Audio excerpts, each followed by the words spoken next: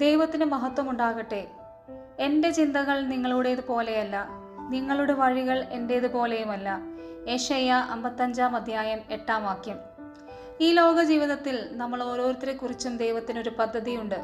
ദൈവത്തെ അറിഞ്ഞ് അവിടത്തോടുകൂടെ ആയിരിക്കാനും നൽകപ്പെട്ട കൃപകൾക്കനുസരിച്ച് ദൈവത്തിൻ്റെ പദ്ധതി പ്രകാരം സഹകരിക്കുമ്പോഴാണ് നിത്യത ലക്ഷ്യം വെച്ച് ജീവിക്കുവാൻ നമ്മൾ ഓരോരുത്തരും പഠിക്കുന്നത്. എന്നാൽ ഈ ദൈവിക പദ്ധതിയിലേക്ക് ഉയരാൻ അറിയാത്ത വഴികളിലൂടെ ദൈവം നമ്മെ കൊണ്ടുപോകും. അതിനൊരു പക്ഷേ സാഹചര്യങ്ങൾ പ്രതികൂലമായി തീർന്നേക്കാം.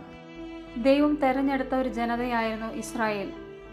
400 വർഷക്കാലം ഈജിപ്തിൽ അടിമത്തത്തിൽ കഴിഞ്ഞിരുന്ന തൻ്റെ ജനത്തെ രക്ഷിക്കാൻ മോശയെ ദൈവം തെരഞ്ഞെടുത്തു.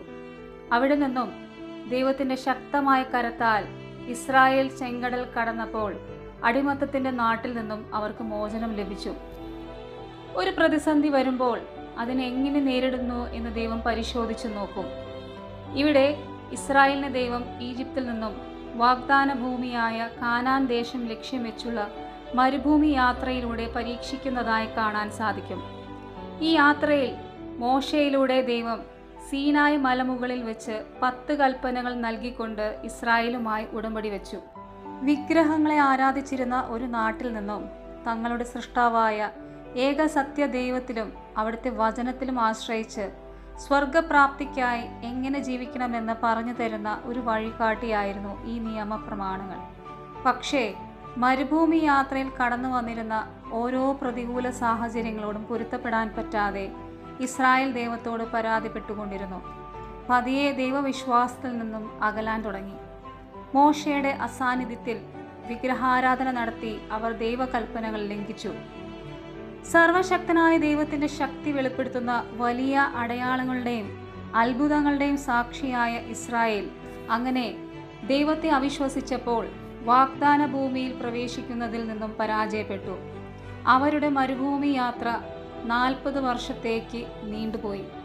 ദൈവത്തിൻ്റെ മുൻപിൽ വിശ്വസ്തനാണോ അല്ലയോ എന്ന് സ്വതന്ത്രമായി തിരഞ്ഞെടുക്കാനുള്ള ഒരു പരീക്ഷണ കാലമാണ് പ്രതിസന്ധികളും പ്രലോഭനങ്ങളും.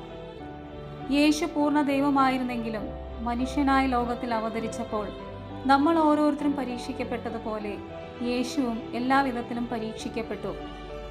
ജോർദാനിൽ വെച്ച് സ്നാപക യോഹന്നാനിൽ നിന്നും മാമോദിസ സ്വീകരിച്ച ശേഷം ദൈവാത്മാവാണ് യേശുവിനെ മരുഭൂമിയിലേക്ക് നയിച്ചത്. 40 ദിവസം മരുഭൂമിയിൽ ഉപവസിച്ചു കഴിഞ്ഞപ്പോൾ യേശുവിന് വിശന്നു. ശരീരം ബലഹീനമാണെന്ന് മനസ്സിലാക്കിയ സാത്താൻ 3 പ്രലോഭനങ്ങളുമായി യേശുവിൻ്റെ മുന്നിലേക്ക് വന്നു. ഈ പ്രലോഭനങ്ങളിലൂടെ തനിക്ക് യേശുവിൻ്റെ ദൈവിക ശക്തിയെ ദുരുപയോഗം ചെയ്ത് പിതാവായ ദൈവത്തിൻ്റെ പദ്ധതിയെ തകർക്കാം എന്ന് സാത്താൻ കരുതി.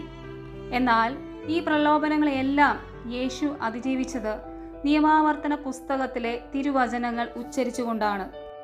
മരുഭൂമിയിൽ യേശു നേരിട്ട ഈ പരീക്ഷകളെല്ലാം മനുഷ്യ സഹജമായ 3 പ്രലോഭനങ്ങളെ പ്രതിനിധീകരിക്കുന്നു. ജഡമോഹം, കണ്ണുകളുടെ ദുരാശ, അഹംഭാവം. പലപ്പോഴും ഒരു പ്രലോഭനം കടന്നു വരുന്നത് നാം ബലഹീനരായിരിക്കുമ്പോഴാണ്, അല്ലെങ്കിൽ സാഹചര്യങ്ങൾ പ്രതികൂലമായിരിക്കുമ്പോഴാണ്. നമ്മൾ ആഗ്രഹിക്കുന്ന കാര്യങ്ങൾ നടക്കാതെ വരുമ്പോൾ, കൈപ്പേറിയ മരുഭൂമി അനുഭവങ്ങളിലൂടെ കടന്നുപോയി അതേ അവസ്ഥയിൽ തന്നെ തുടരുമ്പോൾ മനസ്സ് മടുത്തു പോകുന്ന ഒരു തരം ശൂന്യത ഒക്കെ അനുഭവപ്പെട്ടേക്കാം. പതറിപ്പോകുന്ന ആ നിമിഷത്തിലായിരിക്കാം പ്രലോഭനങ്ങൾ നമ്മുടെ ജീവിതത്തിലേക്ക് കടന്നു വരുന്നത്. ഈ പ്രലോഭനങ്ങൾക്ക് കീഴടങ്ങുമ്പോഴാണ് പാപം ചെയ്ത് ദൈവത്തിൽ നിന്നും അകന്നു പോകുന്നത്. പഴയ നിയമത്തിൽ ഇസ്രായേൽ മരുഭൂമിയിൽ അന്നന്നത്തെ അപ്പത്തിനു വേണ്ടി വിഷമിച്ചപ്പോൾ സ്വർഗത്തിൽ നിന്നും മന്ന പൊഴിച്ചുകൊണ്ട് ദൈവം അവരുടെ വിശപ്പടക്കി. ഇവിടെ പിതാവായ ദൈവം അവരുടെ പരിപാലകനാണെങ്കിൽ സ്വർഗത്തിൽ നിന്നും വന്ന മന്നയായിരുന്നു ജീവനും ശക്തിയുമായി കാനാൻ ദേശത്തിലേക്ക് അവരെ മുന്നോട്ട് നയിച്ചത്. എങ്കിലും ഇസ്രായേൽ അനുസരണക്കേട് കാണിച്ച് ദൈവവുമായുള്ള ഉടമ്പടി ലംഘിച്ചു. എന്നാൽ പുതിയ ഇസ്രായേലായ യേശു ഉപവാസത്തിലും പ്രാർത്ഥനയിലും മരുഭൂമിയിൽ ശരീരത്തിൻ്റെ ബലഹീനതകളെ ചെറുത്തു നിൽക്കാനുള്ള ശക്തി ആർജിച്ച് തിരുവചനത്താൽ പിശാചിനെ തോൽപ്പിച്ചു. പിശാച് വിട്ടുപോയപ്പോൾ സ്വർഗത്തിൽ നിന്നും മാലാഖമാർ വന്ന് യേശുവിനെ ശുശ്രൂഷിക്കുന്നതായി കാണാൻ സാധിക്കും. അതിനുശേഷമാണ് യേശു തൻ്റെ സുവിശേഷ യാത്ര ആരംഭിക്കുന്നത് തന്നെ. മരുഭൂമി എന്നാൽ പരീക്ഷകളുടെയും പ്രലോഭനങ്ങളുടെയും സങ്കടങ്ങളുടെയും ഒറ്റപ്പെടലിൻ്റെയും സ്ഥലം മാത്രമല്ല, തീക്ഷ്ണമായ ദൈവിക ശക്തിയുടെയും സാന്നിധ്യത്തിൻ്റെയും കരുതലിൻ്റെയും സ്ഥലമാണ് എന്ന് യേശു നമ്മെ പഠിപ്പിക്കുന്നു. ജീവിതത്തിൽ ഒരു സങ്കടം വന്ന് ഭയത്തിലും നിരാശയിലും മുന്നോട്ടു പോകാൻ പറ്റാതെ പതറിപ്പോയ ഒരു കാലം എനിക്കുമുണ്ടായിരുന്നു. ദൈവത്തിന് മാത്രമേ ഈ പ്രശ്നത്തിന് പരിഹാരം കണ്ടെത്താൻ പറ്റൂ എന്ന തിരിച്ചറിവിൽ ഞാൻ എടുത്ത ആയുധമായിരുന്നു തിരുവചനം. ഈ സഹനത്തെ അതിജീവിക്കാൻ അന്ന് ശക്തമായിട്ട് മനസ്സിലേക്ക് കടന്നു വന്ന വചനം സങ്കീർത്തനങ്ങൾ 23 അധ്യായം 4 വാക്യമായിരുന്നു. മരണത്തിന്റെ നിഴൽ വീണ താഴ്വരയിലൂടെയാണ് ഞാൻ നടക്കുന്നതെങ്കിലും അവിടുന്ന് കൂടെയുള്ളതിനാൽ ഞാൻ ഭയപ്പെടുകയില്ല. അങ്ങയുടെ ഊന്നുവടിയും ദണ്ഡും എനിക്ക് ഉറപ്പേകുന്നു. ആട്ടിടയൻ തൻ്റെ ആടുകൾക്ക് നേരായ വഴി കാണിച്ചു കൊടുക്കാനും അവരെ ശക്തരാക്കാനും വന്യമൃഗങ്ങളിൽ നിന്നും സംരക്ഷിക്കാനുമാണ് ഊന്നുവടിയും ദണ്ഡും ഉപയോഗിച്ചിരുന്നത്. ഓരോ തവണയും എന്നെ അലട്ടുന്ന പ്രശ്നത്തെ പ്രതി ഞാൻ ആകുലപ്പെടുമ്പോൾ സാധിക്കുന്നത്ര തവണ ഈ വചനം എഴുതുവാൻ എനിക്ക് കൃപ ലഭിച്ചു.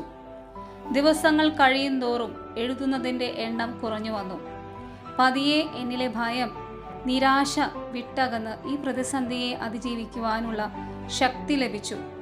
അങ്ങനെ ഊന്നുവടിയും ദണ്ഡുമായി ഇരുളിൻ്റെ മറ നീക്കി ഈ വചനം എന്നെ മുന്നോട്ട് നയിച്ച് പ്രശ്നത്തെ മറികടക്കാൻ സഹായിച്ചു. കഷ്ടതകളിലൂടെ കടന്നു പോകുമ്പോൾ അവിടെയൊക്കെ നമ്മുടെ പ്രാർത്ഥന സ്വീകരിക്കുവാൻ തക്ക ദൈവവിശ്വാസം, ദൈവസ്നേഹം, ക്ഷമ, കരുണ, അനുകമ്പ, എളിമ എല്ലാം ദൈവം പരിശോധിച്ചു നോക്കും. ശരീരവും മനസ്സും ആത്മാവും നമുക്കുള്ളതെല്ലാം സമ്പൂർണമായി ദൈവത്തിന് കാഴ്ചവെക്കുമ്പോൾ വചനം അപ്പവും ജീവനുമായി മുന്നോട്ടുള്ള യാത്രയിൽ നമുക്ക് ശക്തി പകരും. അതുകൊണ്ട് സഹനകാലങ്ങളെ പ്രാർത്ഥനയാക്കി മാറ്റി വചനം മനസ്സിലാക്കുവാനും വചനത്തിൽ വളരുവാനും വചനം അനുഭവവേദ്യമായി ക്രിസ്തുവിൻ്റെ പടയാളികളായി മാറുവാൻ വേണ്ടി നമുക്ക് പിതാവായ ദൈവത്തോട് ഇങ്ങനെ പ്രാർത്ഥിക്കാം. സ്വർഗസ്ഥനായ ഞങ്ങളുടെ പിതാവേ, അങ്ങയുടെ നാമം പൂജിതമാകണമേ. അങ്ങയുടെ രാജ്യം വരയണമേ. അങ്ങയുടെ തിരുമനസ് സ്വർഗത്തിലെ പോലെ ഭൂമിയിലുമാകണമേ. അന്നു വേണ്ടുന്ന ആഹാരം ഇന്നു ഞങ്ങൾക്ക് തരണമേ. ഞങ്ങളോട് തെറ്റു ചെയ്യുന്നവരോട് ഞങ്ങൾ ക്ഷമിച്ചിരിക്കുന്നത് പോലെ ഞങ്ങളുടെ തെറ്റുകൾ ഞങ്ങളോടും ക്ഷമിക്കണമേ. ഞങ്ങളെ പ്രലോഭനത്തിൽ ഉൾപ്പെടുത്തരുതേ, തിന്മയിൽ നിന്നും ഞങ്ങളെ രക്ഷിക്കണമേ. എന്തുകൊണ്ടെന്നാൽ രാജ്യവും ശക്തിയും മഹത്വവും എന്നേക്കും അങ്ങയുടേതാകുന്നു. ആമേൻ.